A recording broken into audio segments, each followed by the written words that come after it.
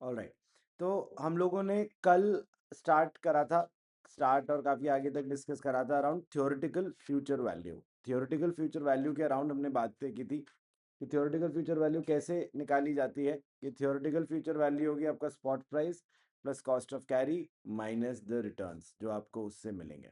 इसके अराउंड हम लोगों ने बातें की थी। I think this was the last question that we had attempted yesterday. आइए एक बार इसको रिवाइज कर लेते हैं।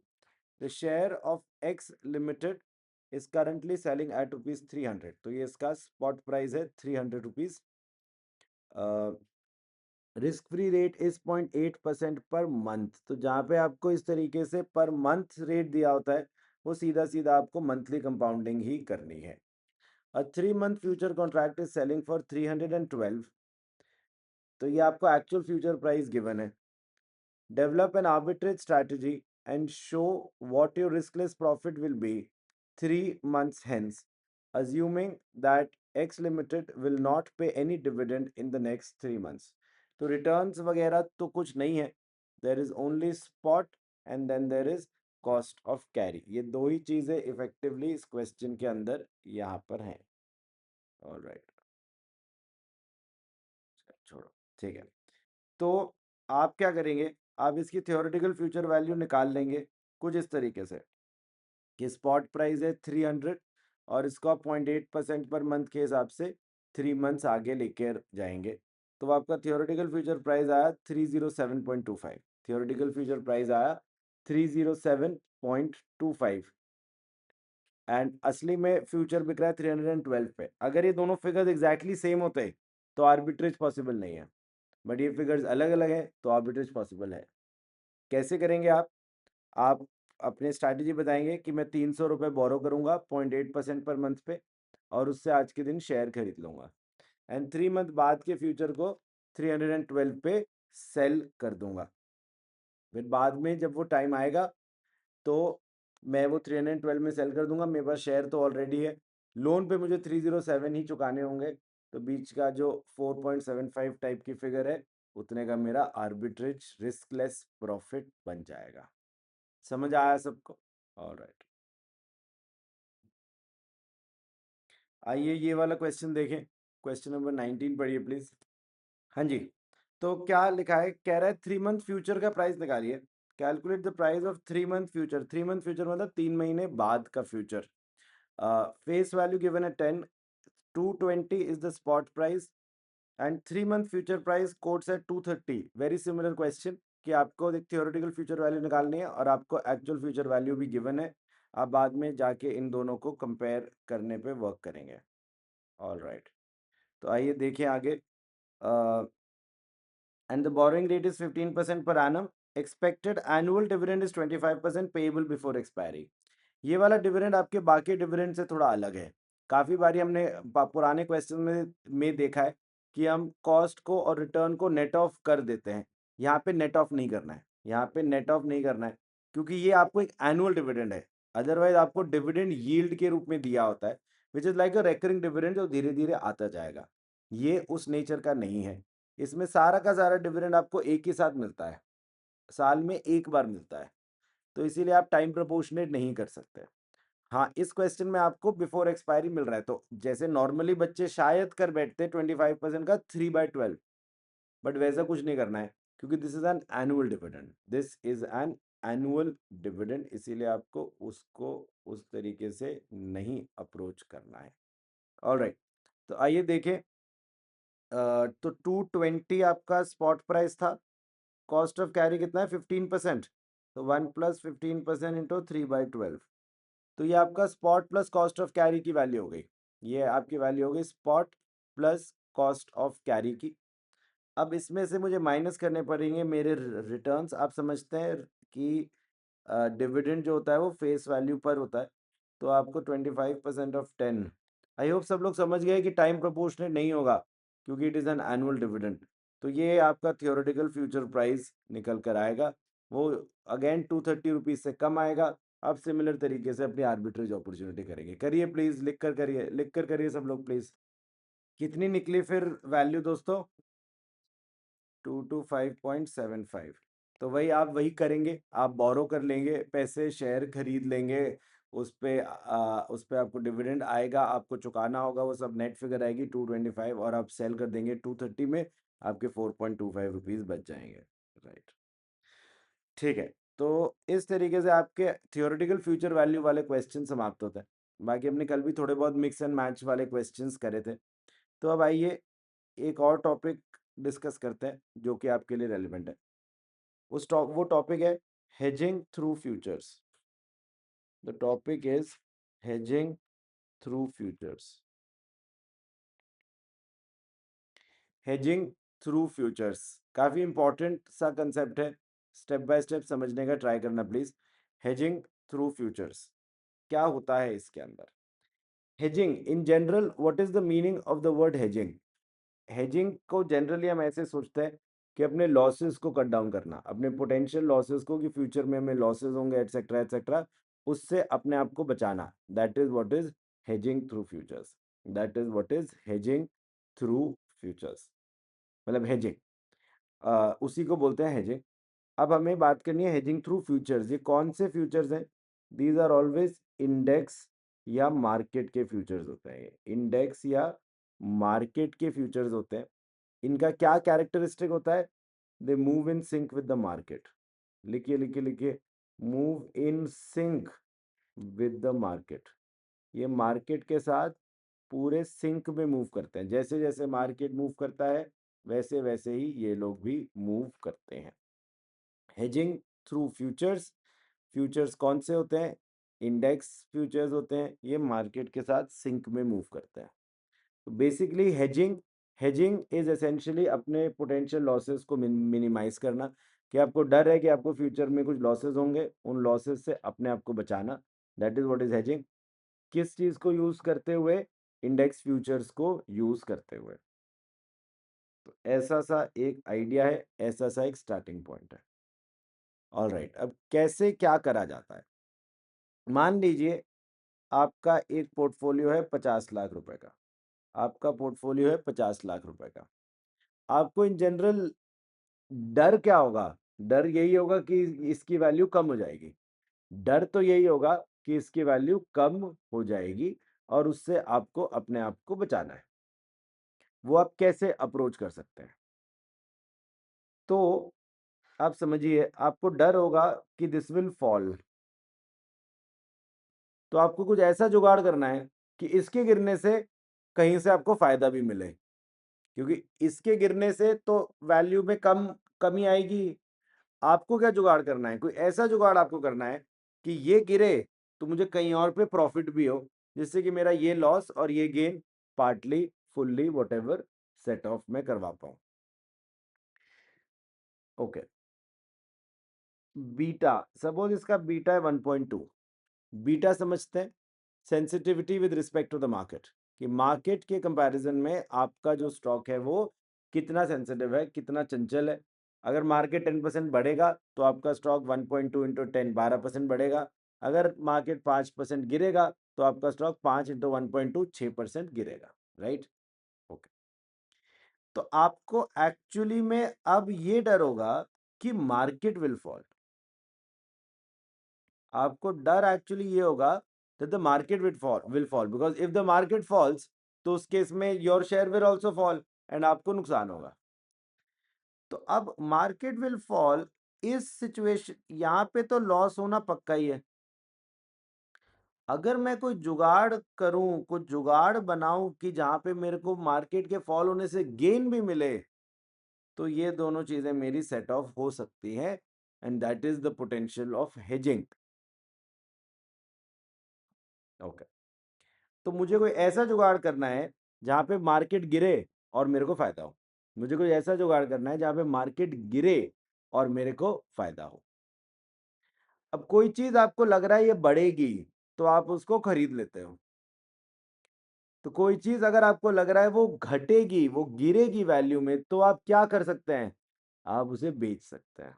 आप उसे बेच सकते हैं। अभी वो आपके हिसाब से ज्यादा प्राइस पे है, आगे जाके ये घट जाएगी, तो अब अभी के प्राइस पे उसको बेच दो, और आगे जाके जब घट जाएगी तो कम प्राइस पे खरीद के पोजीशन को सेट ऑफ कर देना। इस टाइप के आइडिया पे हम बात कर रहे हैं। तो आप क्या करेंगे, you will sell the futures, you will sell some futures. आ रहा है समझ में? कोई चीज अगर आपको लगता है बढ़ेगी तो आप उसको खरीद लेते हो, ऐसे अगर कोई चीज आपको लगता है कि घटेगी तो आप उसको बेच देते हो। तो अब आपको यही लग रहा है कि मार्केट विल फॉल, तो अगर मैं मार्केट को सेल कर दूंगा किसी वे में, तो जब बाद में फॉल हो जाएगा तो मेरे को फायदा होगा, क्योंकि मैं आज के प्राइस पे सेल कर पाऊंगा। तो क्या तरीका है? यस, यू विल सेल, या the right word is short. खरीदने को लॉन्ग बोलते हैं, बेचने को शॉर्ट बोलते हैं। तो you will short index futures, यानी मार्केट फ्यूचर्स। आप इंडेक्स के फ्यूचर्स को शॉर्ट कर देंगे, जिससे कि आगे जाके अगर मार्केट गिरता है तो आप अपने प्रेजेंट प्राइस पे उनको सेल कर पाएंगे और उसके डिफरेंस से आपको प्रॉफिट मिलेगा। तो you will sell index futures. ठीक है, समझ आया कुछ कुछ? All right. अब अगला सवाल है कितने के। जब बता ही रहे हो तो सारा का सारा बताओ कितने के। इसमें आप इनिशियली मेरी एक बार बात मान लो, बाद में खुद ही समझ में आ जाएगा और मैं एक्सप्लेन कर दूंगा ये फिगर कहाँ से आई थी। अभी के लिए मेरी एक बात मान लो कि beta into portfolio, beta into portfolio ये फिगर निकाली जाती है और इतने के फ्यूचर्स को शॉर्ट करा जाता है। बीटा इंटो पोर्टफोलियो ये फिगर निकाली जाती है और इतने के फ्यूचर्स को शॉर्ट करा जाता है। ये बात आप अभी के लिए मेरी मान लीजिए। Just for clarity, there is something known as complete hedging और परफेक्ट हेजिंग, वो कर रहे हैं अभी हम। ठीक है, तो बीटा इंटो पोर्टफोलियो नाम की चीज आप निकाल के और उतने के फ्यूचर्स को शॉर्ट कर देंगे। भैया ये फिगर कहाँ से आई, अभी टेंशन मत लो, बाद में बताऊंगा। तो बीटा इंटो पोर्टफोलियो इस सिचुएशन में कितना हुआ, मेरा बीटा था 1.2 और मेरा पोर्टफोलियो तो था 50 लाख का, तो टोटल हो गया 60 लाख। तो मतलब मेरे को 60 लाख के इंडेक्स फ्यूचर्स को शॉर्ट करना है, मुझे 60 लाख के इंडेक्स फ्यूचर्स को शॉर्ट करना है। आई होप आप लोग साथ साथ में लिखते चल रहे हैं। आई विल शॉर्ट यानी sell short futures of ₹60 lakh. तो मैंने भैया के कहे शॉर्ट पोजीशन ले ली फ्यूचर्स में, भैया के कहे मैंने फ्यूचर्स में शॉर्ट पोजीशन ले ली।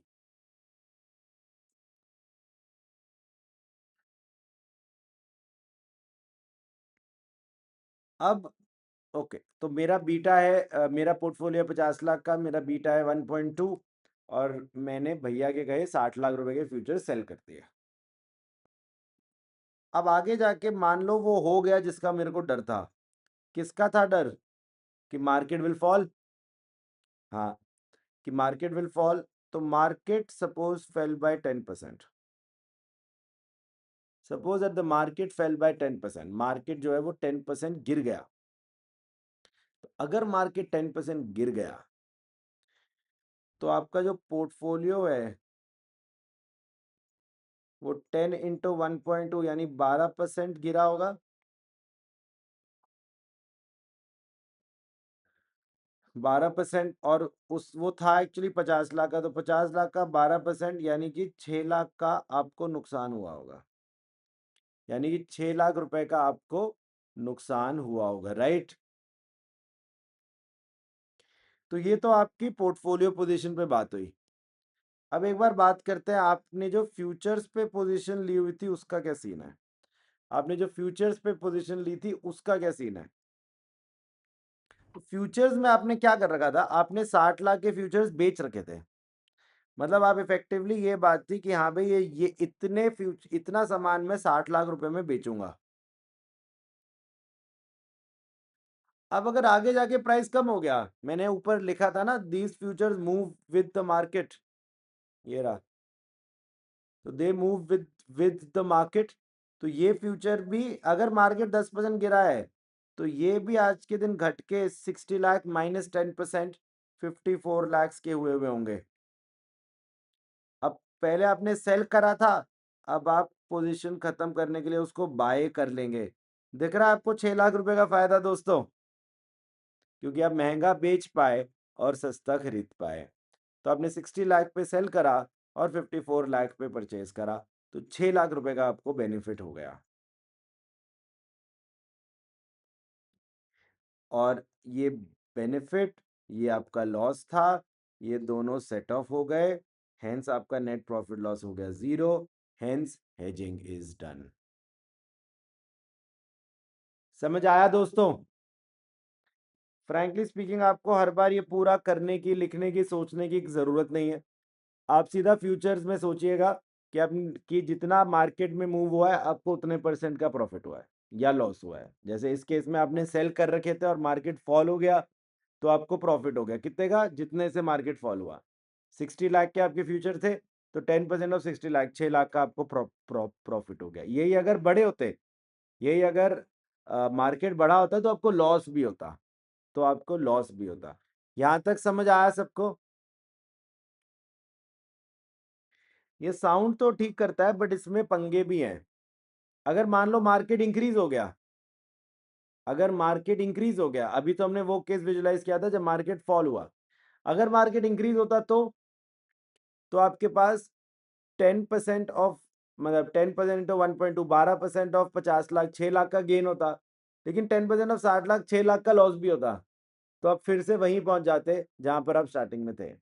आप 0 लाख, 0 ही आपको नेट प्रॉफिट लॉस होगा। मतलब आपने अपने आप को लॉसेस से तो बचा लिया, लेकिन साथ में आपने अपने प्रॉफिट्स भी खत्म कर लिए। आप इफेक्टिवली वहीं आ गए जहां पर आप ओरिजिनली थे। थोड़ा और एक चीज समझाऊं तो आपने इफेक्टिवली बीटा को 0 कर लिया। आपने इफेक्टिवली बीटा को 0 कर लिया। कैसे? क्योंकि तुम मार्केट से इम्पैक्ट ही नहीं हुए। बीटा किसको बोलते हैं कि आप मार्केट से कितना इम्पैक्ट होता है। क्या यहाँ पे आप मार्केट से इम्पैक्ट हुए? मार्केट 10% गिरा तब भी आप वहीं हो जहां पहले थे। नेट प्रॉफिट लॉस 0 मतलब वहीं हो ना जहां जहां पे पहले थे। और अगर मार्केट 10% बढ़ा तब भी वहीं हो जहां पे पहले थे। तो मतलब आप मार्केट से इम्पैक्ट ही नहीं हुए। तो आपने इफेक्टिवली बीटा को 0 कर लिया है।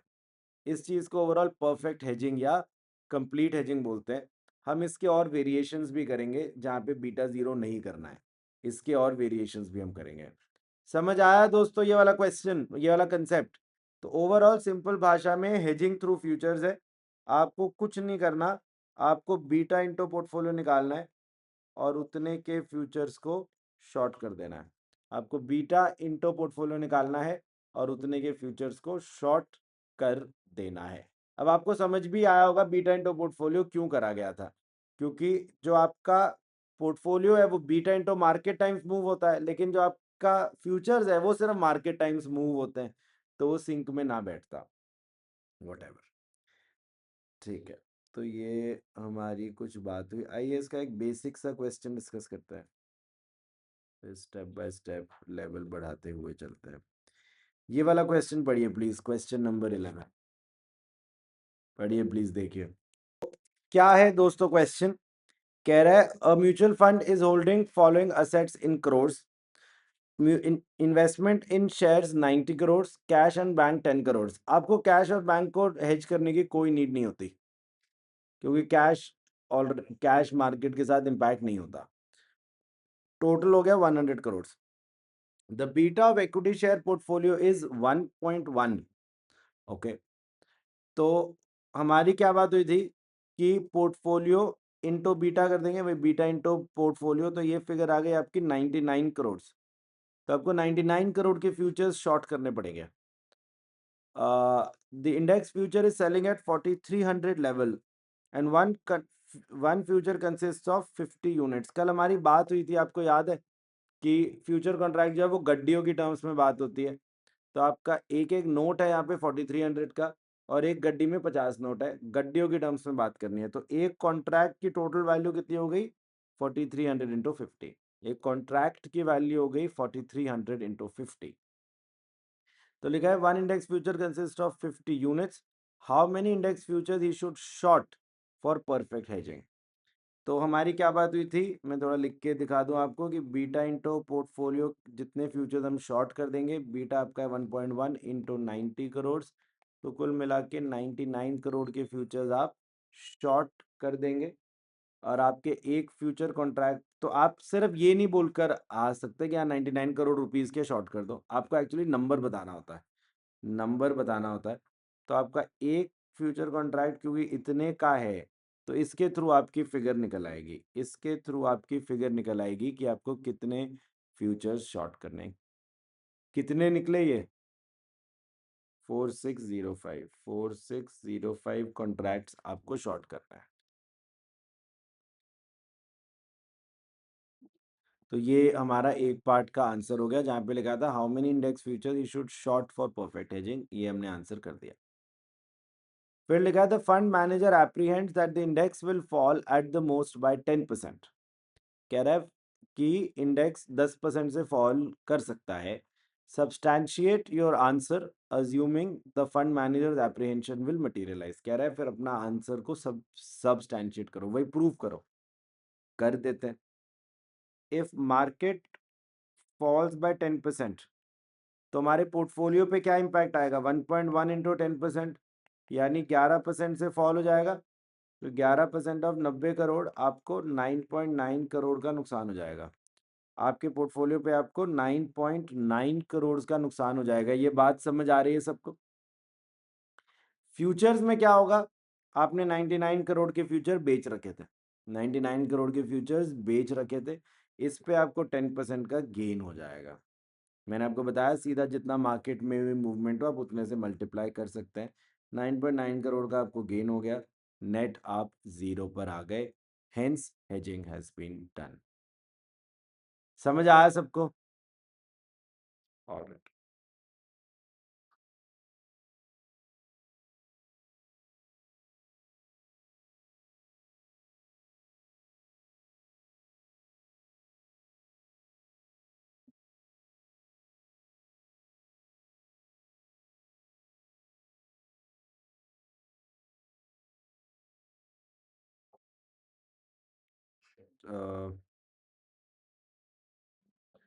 चलिए एक बार ये वाला देखते हैं क्वेश्चन, कैसा क्वेश्चन है। देखिए आराम से पढ़िए, प्लीज टेक योर टाइम। हाँ जी, क्या है question? On 1 July mister P has made the following investment. उन्होंने एमए लिमिटेड के 1000 शेयर लिए हैं, जिसका बीटा 1.25 है, और 700 रुपए के भाव पे लिए हैं। तो आई थिंक इसका पोर्टफोलियो हो गया 700 इंटू 1000, 7 लाख का, और इसका बीटा हो गया 1.25। He wants to hold the investment till the end of September. तो जुलाई अगस्त सितंबर 3 months. On the date of investment, September Nifty futures are quoting at 17,500 and tradable with a lot size of 50. कि कह रहा है जुलाई में सितंबर वाले futures का ये scene है। कह रहा है how to hedge his market exposure and calculate the number of future contracts to be bought और सोल्ड। ठीक है, हमारी बात हुई थी कि बीटा इंटू पोर्टफोलियो निकालेंगे, तो आपका बीटा हो गया 1.25, पोर्टफोलियो हो गया 7 लाख। तो बीटा इंटू पोर्टफोलियो की वैल्यू हो गई इतनी, ये वैल्यू हमने निकाल ली, ये वैल्यू हमने निकाल ली, और इतने के फ्यूचर्स हमें शॉर्ट करना है।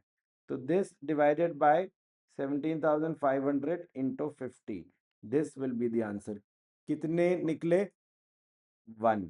तो आपको 1 फ्यूचर कॉन्ट्रैक्ट को शॉर्ट करना है। कह रहा है कैलकुलेट प्रॉफिट और loss of mister P on expiry of September 25 futures.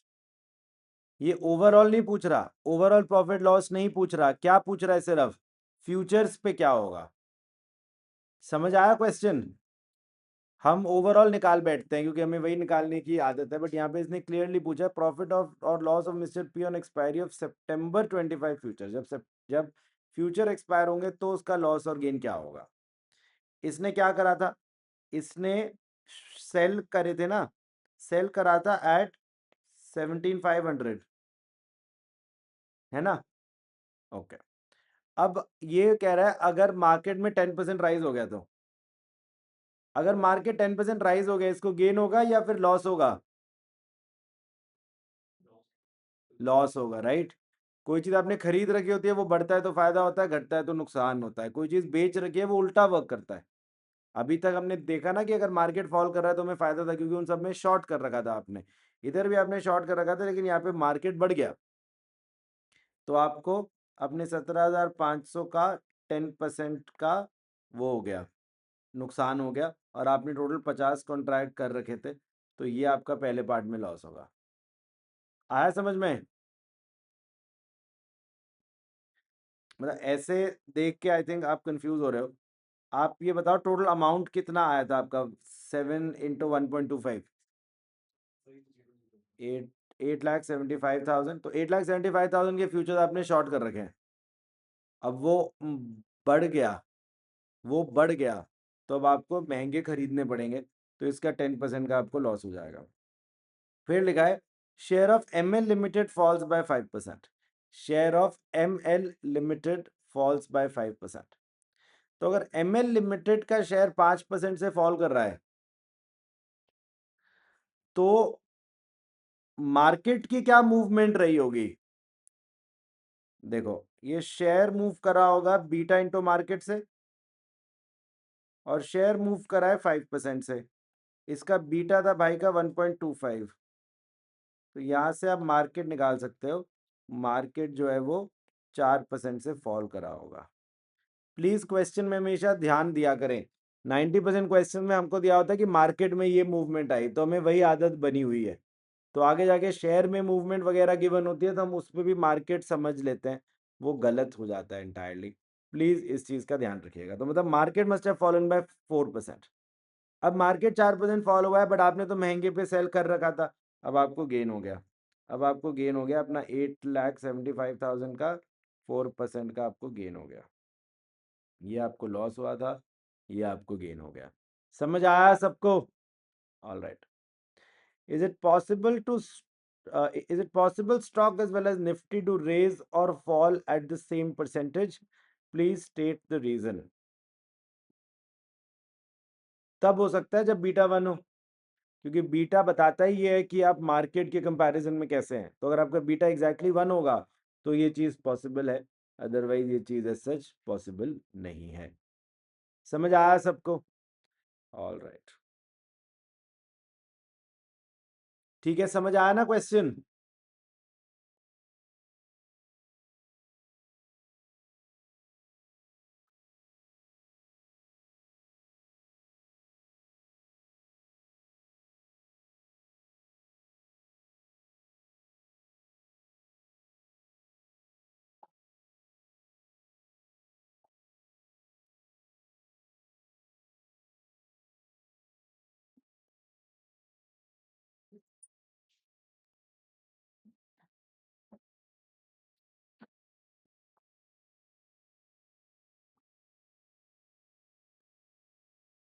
चलो ये वाला क्वेश्चन ट्राई करते हैं। अच्छा क्वेश्चन है ये, क्वेश्चन नंबर 8 है यहाँ पे। पढ़िए प्लीज क्वेश्चन, फिर हम डिस्कस करते हैं। पढ़िए प्लीज क्वेश्चन, फिर हम डिस्कस करते हैं। ऑल राइट, तो क्या है question? On 1 January an investor has a portfolio of 5 shares as given below. तो ये 5 शेयर्स हैं, इनके इस प्राइस पे इतने इतने नंबर ऑफ शेयर्स इतने इतने बीटा पे आपने खरीदे हैं। The cost of capital to the investor is 9.98% continuously compounded. The, the current value of Nifty is 5,900 and Nifty futures have a minimum trade lot requirement of 200 units. Assume that futures are trading at their fair value. You're required to calculate the beta of his portfolio. तो first part में beta of portfolio निकालना है। Beta of portfolio का आपको idea होगा, weighted average से निकाल लिया जाता है। वेटेड एवरेज से निकाल लिया जाता है, बट मेरे पास ना इसका एक इंटरेस्टिंग बेटर तरीका है with a more accurate answer and less effort. Generally ऐसा नहीं होता, less effort counts to less accurate answer, but यहाँ पे less effort and more accurate answer. देखिए आप लोग क्या कर रहे होंगे, शायद आप लोगों ने ये मल्टीप्लाई करा होगा सबको, ये फिगर्स लिखी लिखी होंगी, फिर इनको सम करा होगा और फिर वेट्स निकाले होंगे। I think that is the standard exercise जो सब लोग करते हैं। वेट्स निकाले होंगे, मतलब आपने इसको डिवाइड करा होगा इससे, फिर इसको डिवाइड करा होगा इससे, और वो वेट्स लिखे होंगे, और फिर वेट्स को मल्टीप्लाई करा होगा बीटा के साथ, और वो बोल दिया होगा कि ये मेरा आंसर है। अब मेरे दोस्तों, जब आपने वेट्स निकाले होंगे कितने सारे डेसिमल गायब कर दिए होंगे, है ना? जब आपने डिवाइड करा होगा तो बहुत सारे डेसिमल्स आप लोगों ने खा लिए होंगे। यहाँ से आंसर थोड़ा गलत होना स्टार्ट हो जाता है। तो क्या ऑप्शन है? ऑप्शन ये है कि जब तुम्हें सारी फिगर्स को इससे डिवाइड करना ही है और फिर ऐड करना है, तो पहले ऐड कर दो, लास्ट में डिवाइड कर देना। तो what I am trying to say is कि वेट्स निकालो ही मत, वेट्स निकालो ही मत। जो ये तुम्हारी वैल्यूज निकली ना, इनको बीटा से मल्टीप्लाई कर दो, जो वैल्यूज निकली उनको सीधा बीटा से मल्टीप्लाई कर दो, और फिर इसको एक साथ पोर्टफोलियो की ओवरऑल वैल्यू से डिवाइड कर दो। Mathematically it is the same thing. आप सोचो, आपको कोई बोले a/3 plus b/3 plus c/3 बताओ, आप तीनों को 3 से डिवाइड करेंगे फिर ऐड करेंगे, या तीनों को प्लस कर देंगे लास्ट में डिवाइड कर देंगे? वही करने को बोल रहा हूँ इधर भी, कि भाई पहले सबको मल्टीप्लाई कर दो, ऐड कर दो, लास्ट में डिवाइड कर देना पोर्टफोलियो की वैल्यू से। ठीक है, उससे बेटर आंसर आएगा। बाकी आपकी मर्जी है, आपकी श्रद्धा है, मुझे कोई परेशानी नहीं है। मेरे को एक बार बताइए प्लीज, पोर्टफोलियो वैल्यू टोटल कितनी आई, किसने निकाली है क्या? 1,88,560, 54860। तो ये आपके पोर्टफोलियो की टोटल वैल्यू है, और बीटा 1.3 नहीं या 0.849, कौन सा सवाल है ये? 0.849 वाला सवाल है। बीटा आपका आएगा 0.849, बीटा आपका निकलेगा 0.849, आप निकाल के देख लीजिएगा। ठीक है, तो आपका बीटा निकला पोर्टफोलियो की वैल्यू आई 1,88,54,860, और आपकी बीटा की वैल्यू आई 0.849। ऑल राइट, अब ये वाला पार्ट ठीक ठाक ट्रिकी है, ये जो सेकंड पार्ट है ना, ये पार्ट ठीक ठाक ट्रिकी है। इसमें से अच्छा नहीं, ये वाला नहीं, वो दूसरा क्वेश्चन है, आई एम सॉरी। ठीक है, चलो कोई नहीं, ये वो नहीं है। ओके, कह रहा है द थियोरेटिकल वैल्यू, वैसे तो आपको फ्यूचर की एक्चुअल वैल्यू गिवन है। अच्छा, गिवन गिवन नहीं है, सॉरी।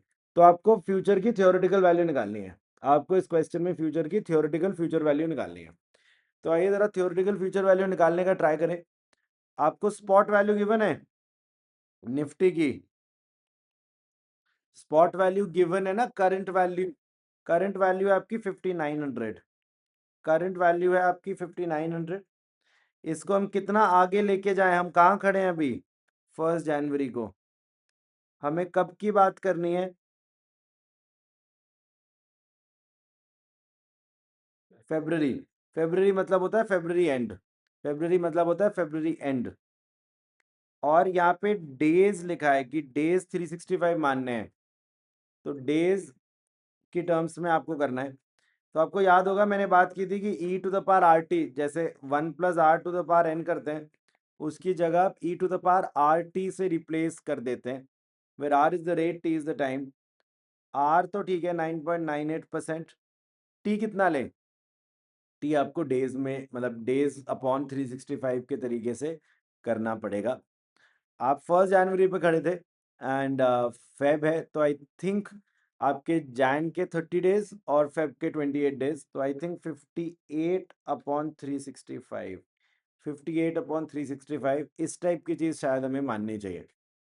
भैया ये मान तो लें, ये वैल्यू कहाँ से आएगी इतनी अजीब सी? एक बार सॉल्व करो इसको, एक बार सॉल्व करो, शायद वही ये वाली वैल्यू हो। एक बार सॉल्व करिए, करिए प्लीज सब लोग।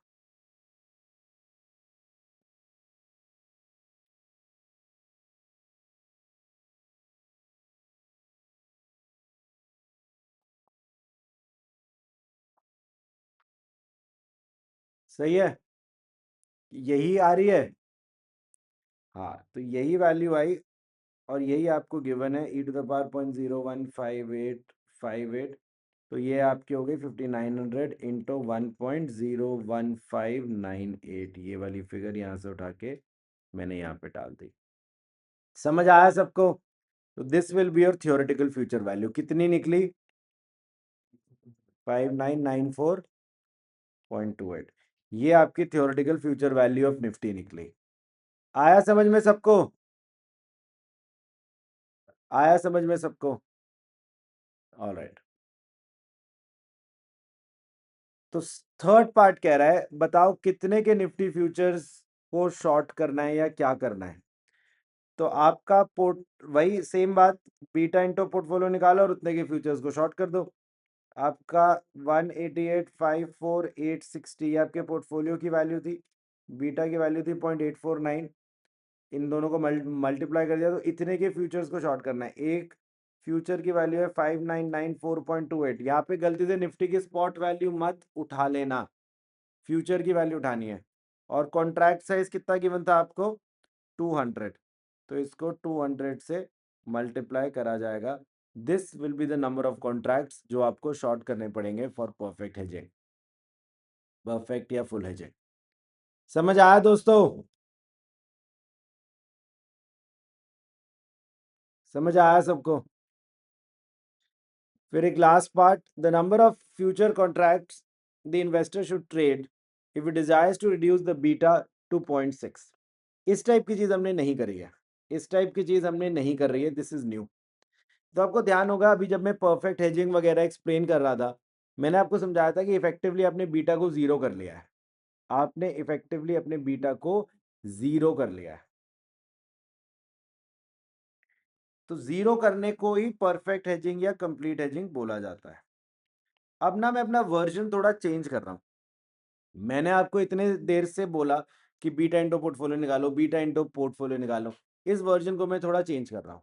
एक्चुअली में आपको क्या निकालना है, बीटा इंटू पोर्टफोलियो।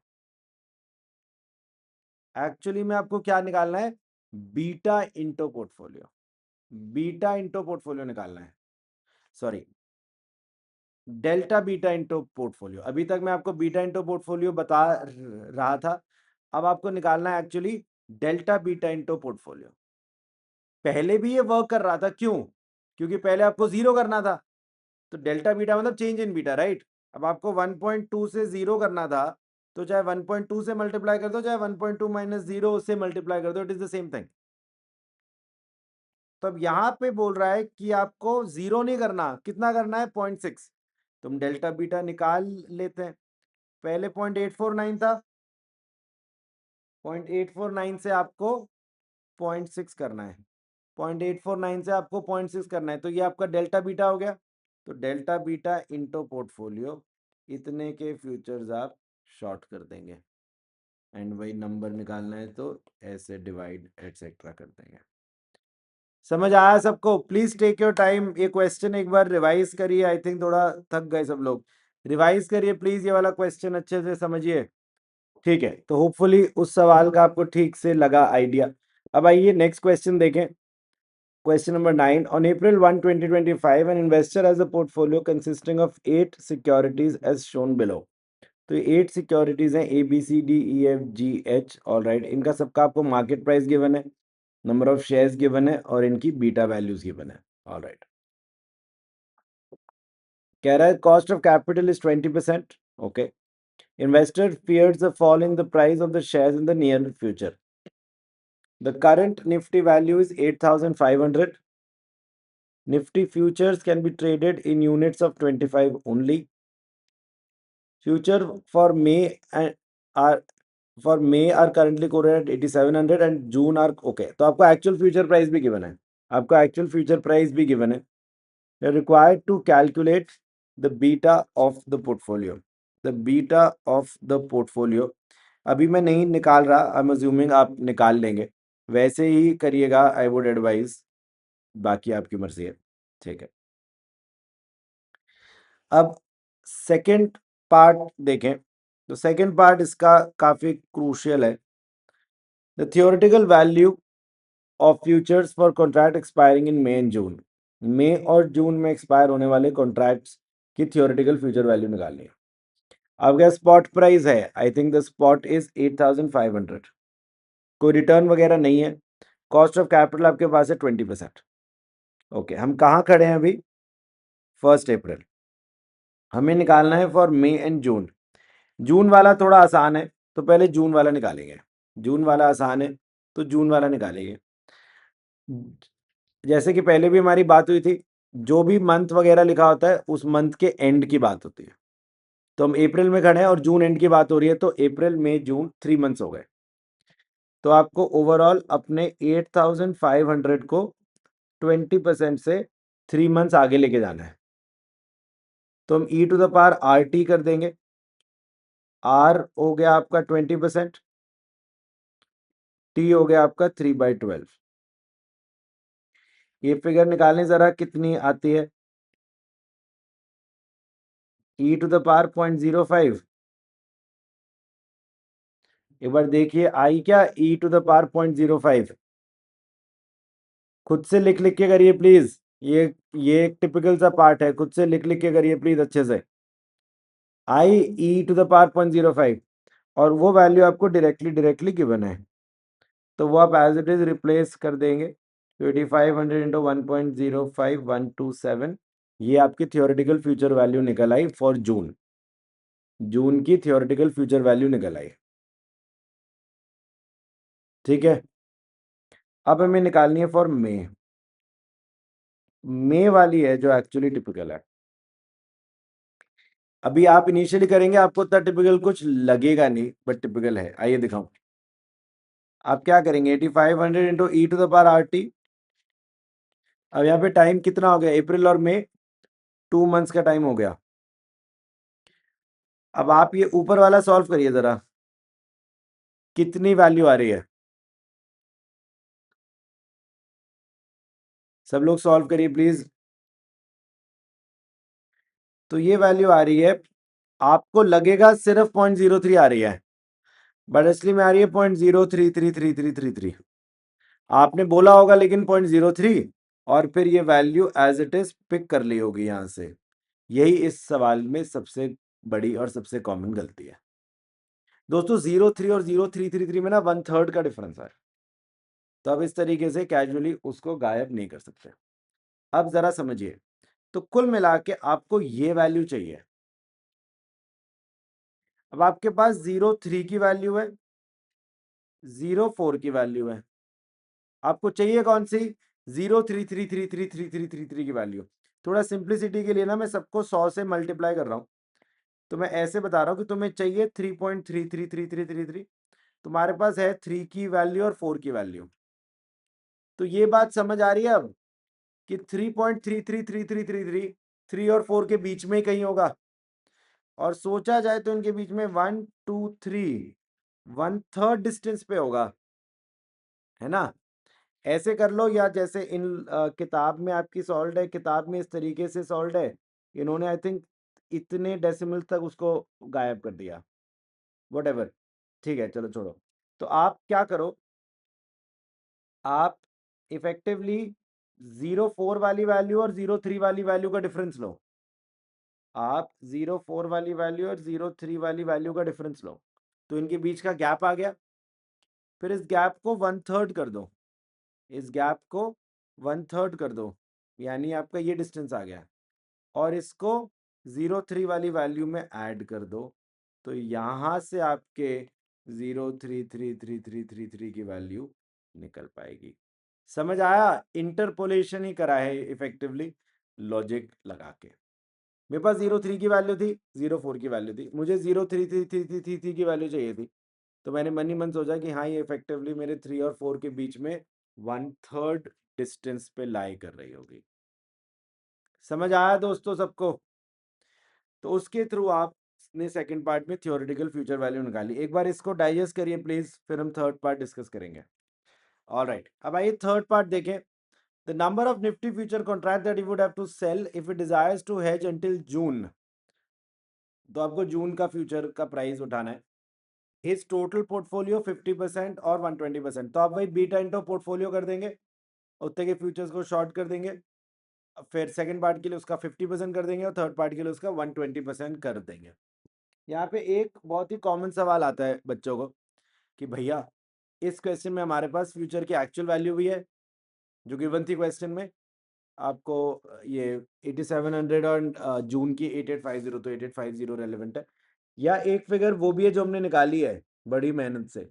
कौन सी लें, आप बताइए कौन सी लें, जो एक्चुअल वैल्यू है, because the actual value will obviously be more reliable than the theoretical value. जो एक्चुअल वैल्यू है वो ज़्यादा रिलायबल वैल्यू होगी, इसीलिए आप वो वाली वैल्यू लेके सवाल सॉल्व करेंगे, ठीक है। ऑल राइट,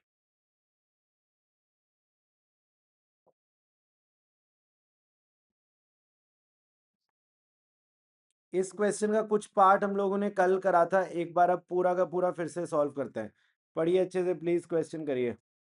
तो क्या है question, consider the following information. आपका बीएससी इंडेक्स की वैल्यू है 5000, आपका value of portfolio 10,10,000, risk free rate 9%, dividend yield 6%, beta of portfolio 1.5। We assume that a future contract on BSE with 4 months maturity is used to hedge the value of portfolio over the next 3 months.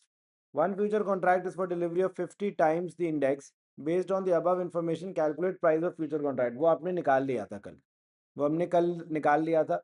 4 month आगे का आपको निकालना है. इस तरीके से हमने वो निकाल लिया था. अब इसमें हेजिंग एटसेट्रा इंट्रोड्यूस करते हैं. तो हेजिंग के अराउंड हमारी क्या बात हुई थी कि बीटा इंटू पोर्टफोलियो निकाला जाता है. आपके बीटा की वैल्यू कितनी है 1.5, पोर्टफोलियो की वैल्यू कितनी है 10,10,000. तो आपने बीटा इंटू पोर्टफोलियो निकाला और उतने के फ्यूचर्स शॉर्ट कर दिए. एक फ्यूचर की वैल्यू आपकी आई थी 5050 और कॉन्ट्रैक्ट साइज था 50. तो आई थिंक आपने इतने कॉन्ट्रैक्ट शॉर्ट करे होंगे. कितने निकले ये निकालिए जरा. 6 कॉन्ट्रैक्ट्स आपने शॉर्ट करे. 6 कॉन्ट्रैक्ट्स आपने शॉर्ट करे. समझ आया सबको. 6 कॉन्ट्रैक्ट्स आपने शॉर्ट करे. अब कह रहा है the gain on futures position if index turns out to be 4500 in 3 months. आइए मैं आपको थोड़ा एक्सप्लेन करता हूं. आप ओरिजिनली यहां खड़े थे 1 2 3 4. आपने ओरिजिनली हेजिंग करने के चक्कर में क्या पोजीशन ली, शॉर्ट पोजीशन ली. किस पे ली, 4 मंथ फ्यूचर्स पर ली. मतलब आपने 4 महीने बाद इनको सेल करने की बात करी 5050 भाई. ये जरा अपने आप को समझाइए. आपने ओरिजिनली फर्स्ट पार्ट में ये चीज करी कि आपने 0 पॉइंट इन टाइम पे खड़े होके 1 2 3 4 फोर्थ मंथ पे 5050 पे बेचने की आपने बात करी. ठीक है, आया समझ में इधर तक. अब क्वेश्चन में दिया हुआ है कि थर्ड मंथ पे वैल्यू हो गई, एक्चुअल वैल्यू हो गई 4500. अब आपको अपनी पोजीशन खत्म करनी है. कह रहा है फ्यूचर पोजीशन में गेन या लॉस बताओ. आपको ही समझना होगा सबसे पहले कि ये फिगर और ये फिगर कंपेरेबल नहीं है. ये थर्ड मंथ पे फिगर है, ये फोर्थ मंथ पे फिगर है. ये फिगर और ये फिगर कंपेरेबल फिगर्स नहीं है, फुल स्टॉप. तो क्या करें, तो उनको कंपेरेबल बनाएं. आप आगे और चैप्टर्स के अंदर और अच्छे से देखेंगे. बट कुल मिला के आपने जो भी फ्यूचर पे जिस दिन पोजीशन ली होती है उसी दिन की ऑपोजिट पोजीशन लेके फ्यूचर क्लोज होता है. फ्यूचर हो चाहे फॉरवर्ड हो व्हाटएवर. तो आपने इस दिन बेचने की बात कर रखी थी तो इसी दिन खरीदना पड़ेगा. भैया उस दिन का तो प्राइस ही नहीं है. तो बेटा तू निकाल सकता है ना, लेकिन तू यहाँ खड़ा है आज के दिन और देखो यहाँ का प्राइस पता है 4500. तो तू उसको 1 मंथ आगे लेके जाके यहाँ का प्राइस निकाल सकता है. वो निकालना पड़ेगा आपको. तो आप क्या करेंगे, 4500 इंटू 1 प्लस कितना था 9 माइनस 6 ना 3% इंटू 1/12 क्योंकि एक ही महीने आगे लेके जाना है. क्या ये बात आपको समझ आई. तो ये आपका आंसर हो जाएगा 4511.25. 4511.25. अब ये इस दिन का जेन्युइन प्राइस हो जाएगा. अब पहले सेल की पोजीशन थी तो अब बाय की पोजीशन करनी पड़ेगी. तो इन सेल और बाय को नेट ऑफ कर दो. आई थिंक गेन हो गया आपको क्योंकि आप महंगा बेच रहे हो और सस्ता खरीद रहे हो. तो ये आपका गेन निकल आया. एंड इंटो 50 मतलब जो भी इनका डिफरेंस आएगा 5050 माइनस 4511.25 इंटो 50 और ऐसे 6 कॉन्ट्रैक्ट आपके पास थे. तो ये आपका टोटल गेन निकल कर आएगा. समझ आया आपको. अच्छा सवाल है ये, मतलब थोड़ा अच्छा कंसेप्चुअल क्वेश्चन है.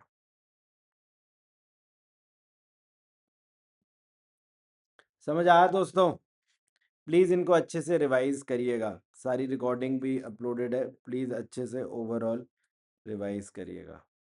आई थिंक अब इसके पहले के क्वेश्चन हमारे हो ही गए मोस्टली. 2 नहीं कराया था, चलो कोई नहीं. फोर्थ कर लिया था हमने. 5th और 6th मार्जिन के सवाल हैं, ठीक है. 7th में मार्जिन का सवाल है, वो कल कर लेंगे. 8th 9th. चलिए ये वाला क्वेश्चन अभी पूरा नहीं करेंगे बट थोड़ा शॉर्टर क्वेश्चन है. तो मैं आपको ना अपने तरीके से बीटा निकालना भी एक बार सिखाता हूँ. अपने तरीके से एक बार बीटा निकालना सिखाता हूँ. थोड़ा शॉर्टर क्वेश्चन है. देखिए ये एक पोर्टफोलियो गिवन है ABC, number of shares, price पर शेयर। तो छोटे क्वेश्चन में तो वेट से भी कर सकते हो, लेकिन तब भी बेटर आंसर उसी से आएगा। आइए मैं आपको सिखाऊं मैं क्या बता रहा था। तो 3 लाख शेयर है आपके पास, 500 रुपए का एक, तो ये 1500 लाख हो गया। ये 4 है 750, तो 750 1500 तो 3000 लाख हो गया। और ये हो गया आपका 500 लाख। अब मैं कह रहा हूँ वेट्स मत निकालो, मैं कह रहा हूँ वेट्स मत निकालो, मैं कह रहा हूँ इन दोनों को डायरेक्टली मल्टीप्लाई कर दो। 1500 इंटू 0.4 1.4 जाएगा 2100, 3000 इंटू 1.2 जाएगा 3600, एंड 500 इंटू 1.6 हो जाएगा 800। तो मैंने बीटा इंटू बीटा को इनसे मल्टीप्लाई कर दिया। मैं इसको ऐड कर लेता हूँ, कितना बन रहा है 2900 एंड 3600, कितना बना 6500, 6500। और पोर्टफोलियो को सम कर लो एक बार, वो बना 5000 लाख। तो आपका आंसर हो गया 65,100 डिवाइडेड बाई 5000, 1.3, और यही एक्चुअल आंसर भी है। तो ये मैं एक बार आपको थोड़ा सा बता दिया कि अब इस तरीके से भी अप्रोच कर सकते हैं। ऑल राइट, तो हम इसको कल कंटिन्यू करते हैं। आई थिंक कल ख़त्म हो जाएगा हमारा ये वाला चैप्टर। तो प्लीज़ अच्छे से चीज़ों को रिवाइज करिएगा, फिर हम इसका भी टेस्ट शेड्यूल करेंगे। छोटा चैप्टर है, प्लीज़ कर लीजिएगा, आलस मत करिएगा। ऐसे ऐसे चैप्टर निकलते जाएंगे, आप नहीं करेंगे आप ही पीछे छूटते जाएंगे। AFM में एटलीस्ट जिस चैप्टर में तुम जागो एटलीस्ट वो वाला अच्छे से कर लो। चलिए पढ़िएगा अच्छे से, बाकी हम लोग कल मिलते हैं। Thank you so much, bye bye.